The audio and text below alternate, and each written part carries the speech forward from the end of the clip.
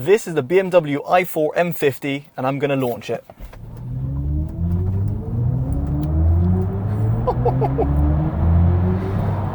That's 0 to 60 in a tested 4.04 seconds, and I'm sure if we weren't just going off a ramp there, I could get it a little bit faster. So what do you need to know about this i4? Well, upon my first drive and first impressions that is, the i4 is pretty nippy to say the least. It's got 537 horsepower, that equates to around 400 kilowatts of power, as you could see in terms of the 0 to 60 time that I achieved.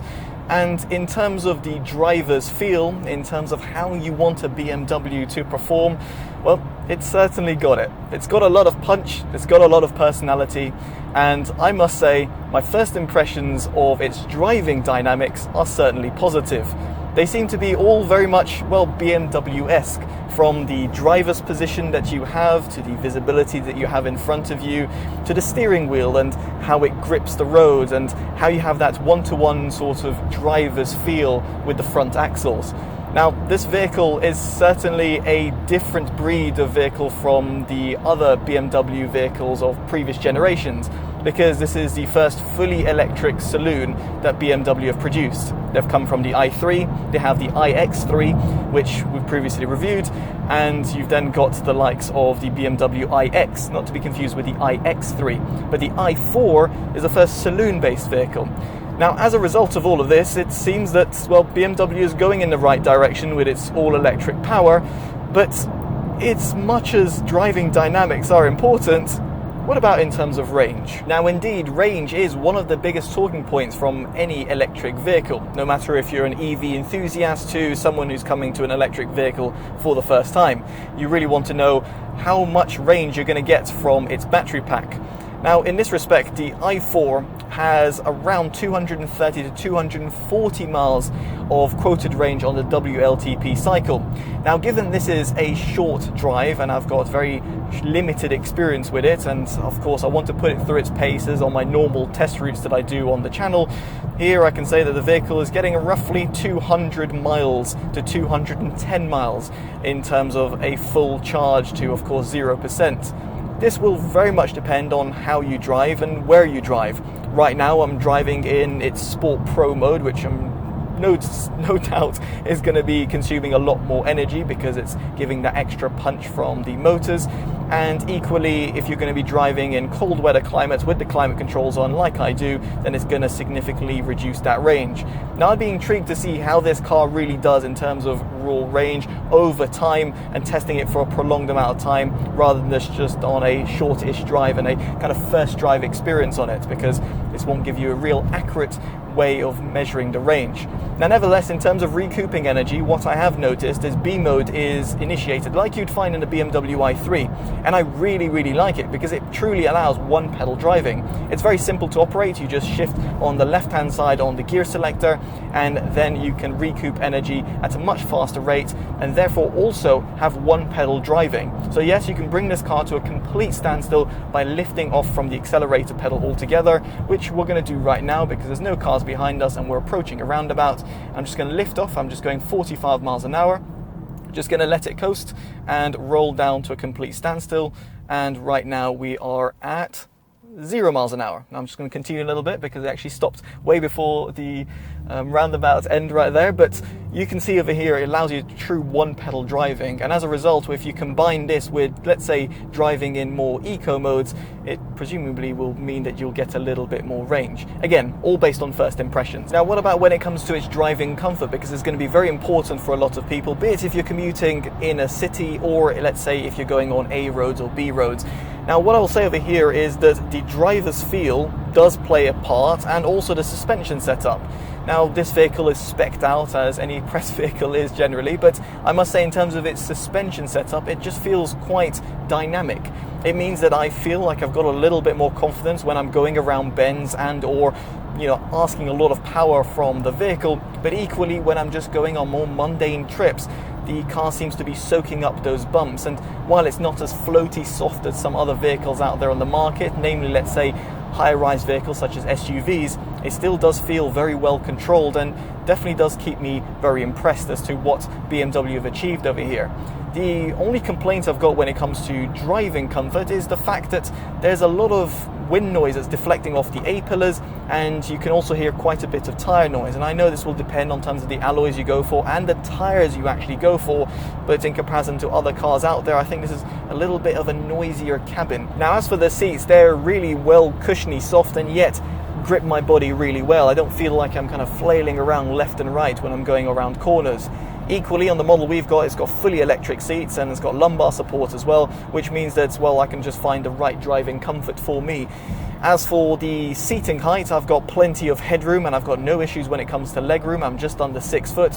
And as for my driving position, I just feel really well planted and I can see all the road in front of me, and I don't feel like I'm kind of having to hunch over or anything like that. It just feels just quite natural. So BMW's driving position should definitely be commendable, and what they've achieved in terms of the overall comfort, of course excluding the overall cabin noise, is definitely good, at least for a vehicle that is quite punchy and a saloon-based sporty vehicle. Now, moving on from driving comfort, we get on to seating comfort, and let's start off and talk about what you get at the rear of the cabin. Now, you can seat 3 occupants if you can squeeze them all together, because the vehicle is a little bit more compact in comparison to, let's say, a regular SUV.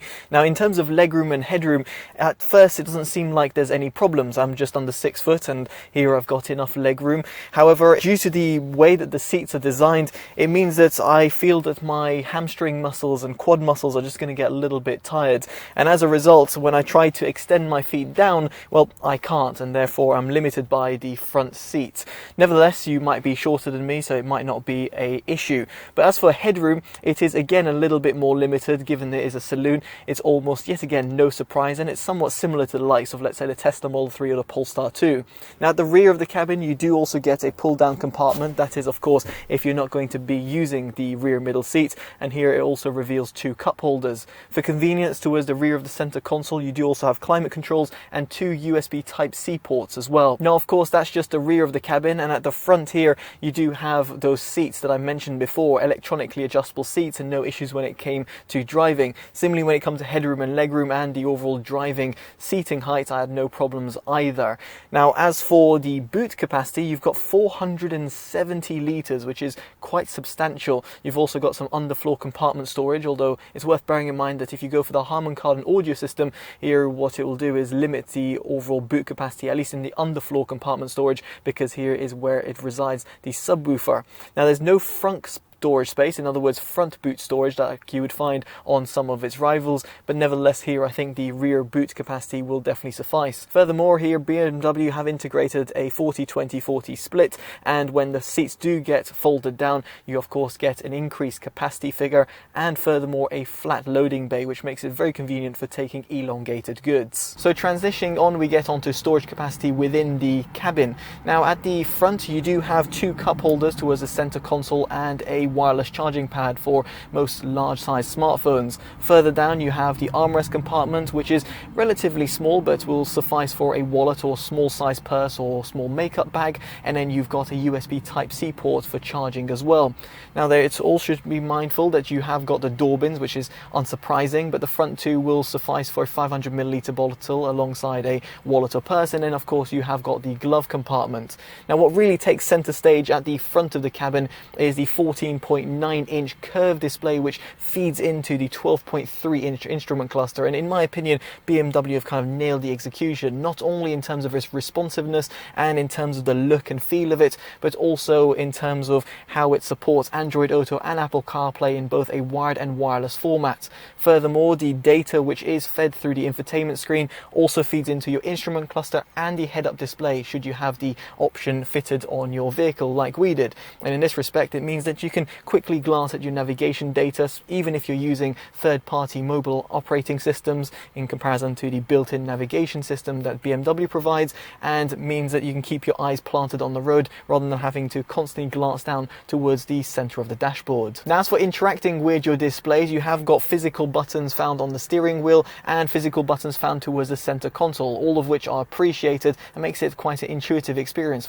specifically for those who are accustomed to previous BMW generations configurations. The iDrive rotary dial still remains intact, and you've also got some buttons for you to play around with the different drive modes and a start-stop button, which is definitely appreciated because it means that you don't have a pressure sensor on the driver's seat, making it just all that bit better in comparison to some of its competitors. Now, there are some physical buttons found towards the dashboard as well, where you've got a physical volume knob and then some basic media controls and of course your hazards and what you have you. But then as for the climate controls, they have gone fully digital and they're all present on the 14.9-inch display, and as a result takes a little bit of getting used to. In my opinion, I would have still preferred physical climate controls instead of ones that are aligned towards the bottom half of the screen and or require you to enter a certain menu to change, let's say, the fan speed or other settings that you might want. But of course that's very subjective, so I'm intrigued to hear your thoughts in a comment section below. And finally, I should talk about its exterior design, where subjectively I think it looks absolutely fantastic. It's got a same sort of design philosophy as the likes of the BMW 4 Series, the G22 for short,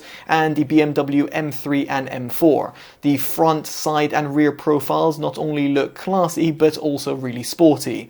Now, our model is fitted with a 20-inch double-spoke bicolored alloys and also has the Aventurin Red 3 metallic paint. Note, these two are additional options, so they will add to your overall bill. And so what are my first impressions of the BMW i4, specifically the M50 model? Well, it is quite an expensive proposition in the all-electric space. It comes in between £60,000 to £70,000. Of course, it can go more if you so wish in terms of options, but nevertheless, it's got fantastic driving dynamics, arguably one of the best in terms of its class. In this department, you should also look at the likes of the Polestar 2 or, for example, the Tesla Model 3, which come in at a cheaper price tag but at the expense of getting better electric range, at least according to my first impressions and from the amount of data that I could extract from my first drive.